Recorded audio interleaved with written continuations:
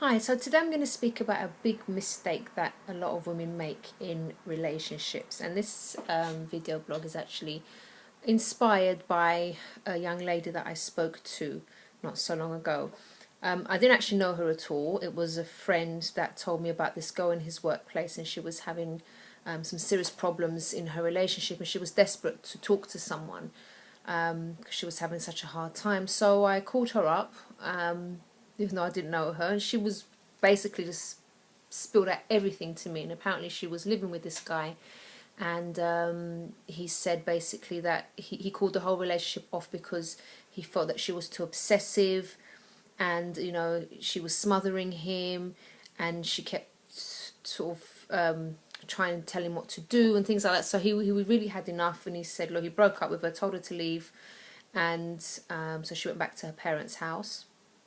But the thing is, she just would not leave him alone. So she was turning up at his workplace, waiting for him outside, begging him, for them to get back together. She was constantly calling him, texting him.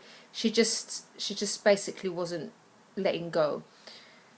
So she said she didn't know what to do. She can't live without him. She was really crying. And bear in mind that I'm a complete stranger here. She never met me before, never seen me. I was just a voice at the end of the phone. But it shows how desperate she was, because she really needed to talk to someone. So I advised her, when I advised her, I said to her, look, if you keep hounding this guy, if you keep turning up at his workplace, if you keep calling him, it's going to basically drive him further away, because it's basically reconfirming what he already thinks about you, which is that you're obsessive, and you are obsessive. You can't sort of smother a guy like that. No man, actually no one, man or woman likes to be smothered and treated that way. So basically what I advised her to do was to stop calling him completely. Just stop all contact. Don't call him, don't email him, don't text him. Stop turning up at his workplace. And I advised her to get on with her life. I said to, get involved in things that you like to do. So she said she liked to go to the gym. So I said to her, okay, start going to the gym more. Start doing things for yourself. Start investing in yourself, and stop hounding him, because the more you do it, the more he's going to run away from you. And so she started doing that, and I said, look, if he calls, if he happens to call you, because he wasn't even calling at all, if he happens to call you, you're busy. Say that you're busy. Say that you're doing something, even though maybe you're desperately waiting by the phone. But don't basically run to him when as soon as he asks you to. So what she was doing actually was basically, I would say, degrading herself.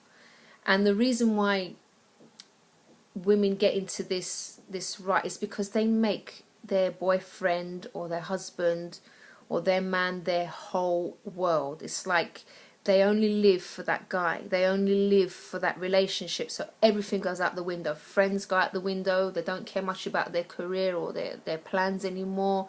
They don't spend much time with their family anymore. They don't seem to have any other interest apart from this guy.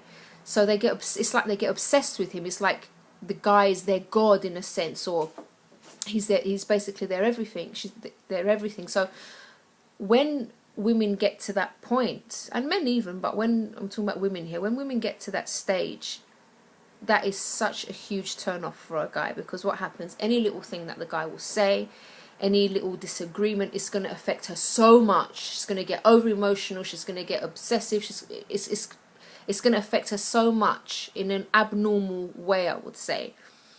So in her case, when I advised her to do this, she said, oh, I don't know if I can not call him. I just have to speak to him. I have to hear his voice. I can't live without him. So I had to be really firm with her. I said, look, you've tried that already. You're just driving him away. Why don't you just try this and see what happens? So it took all of her willpower, basically, not to call him, not to contact him. In the end, she didn't. And sure enough, after a few days, he called her. And then she called me up. She said, oh, what should I do, Chris? What shall I do? He's called me. He wants to meet up and talk. Actually, he just wants to meet up and for us to return some of my stuff, and then we're going to have the breakup properly. I said, okay, hear him out. Hear what he wants to say. Don't beg him to come back to you. Don't beg him to get back into the relationship with you. Hear what he has to say. And what I would do is apologize to him. Apologize for being obsessive. Apologize for you know, being suspicious, because that was another thing that was happening in their relationship. Apologise to him for being suspicious. Just apologise, but don't ask for him back. She goes, oh, I don't know if I can do that. I want to ask him. I'm going to beg him. So no, don't do that. Do not beg him. Do not ask him back with you. So she said, all right, I'm going to try it. So in the end, she did exactly as I advised her. She just apologised to him. She took her stuff. And then they were just about to part company. And he said, you've changed. There's something different about you. And she managed to keep her cool, thankfully. And anyway, at the end of the end of the day, they had this big conversation. She apologized, and then he ended up crying and asking for her back. So what am I trying to say for this? It's like, you need to have some self-respect and not give this guy everything.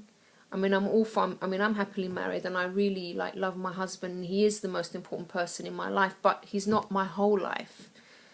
You know, I have other interests. I have my own projects. I have things that I like to do as well. I have my faith. I have all sorts of things. I have my family. I have other things going for me as well, not just him. So, you know, I give him his space. I love spending time with him, but he has his space as well. So I think the mistake many women make is this obsessive nature that they have sometimes, and this could stem from, I don't know, maybe you were rejected as a child, maybe you didn't have a good upbringing, I don't know. But if you are like that and you can't control it, that I would really suggest that you seek for help, look for help with it, maybe some counselling or something, because it's going to affect your relationships. And as I said, no one likes to be smothered.